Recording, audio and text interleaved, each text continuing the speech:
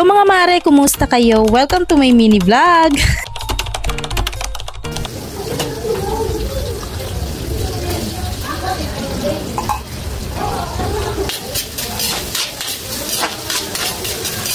$2,600 naman ngayon napa-order ngayong hapon yung gagawin natin. Inclusion pala nito mga mare, puro large palabok, large pancit canton, may Shanghai at saka may puto cheese.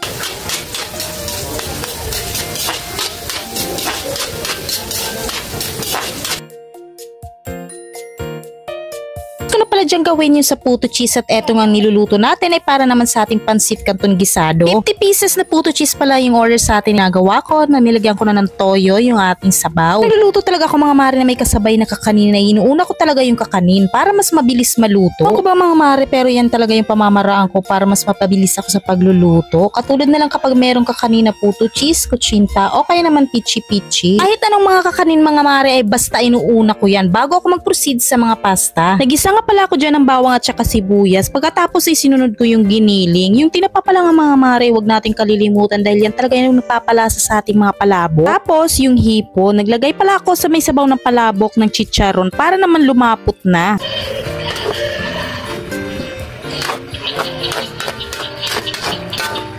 Chicharon powder pala na ginagamit ko dyan mga mare ay talagang nadurog na. Kaya kung gusto nyo rin, ilalagay ko na lang yung link sa comment. Pero naman kasi nabibili sa palengke mga mare na chicharon baboy na ikaw pala yung magduduro. Eto ay pinong-pino na nga, kaya ilalagay mo na lang siya sa ibabaw. Ewan ko lang mga mare ha, pero nagtanong-tanong ako sa palengke kung meron ito. Pero wala akong ni isa nakita sa ibang mga pwesto. Pero di ko lang sure mga mare ha, kaya yun, nag-order na lang ako sa online. Anyways, natapos na nga tayo sa ating palabok at saka sa iba pa nating niluto. Deliver pick up na nga at to deliver na nga itong mga order.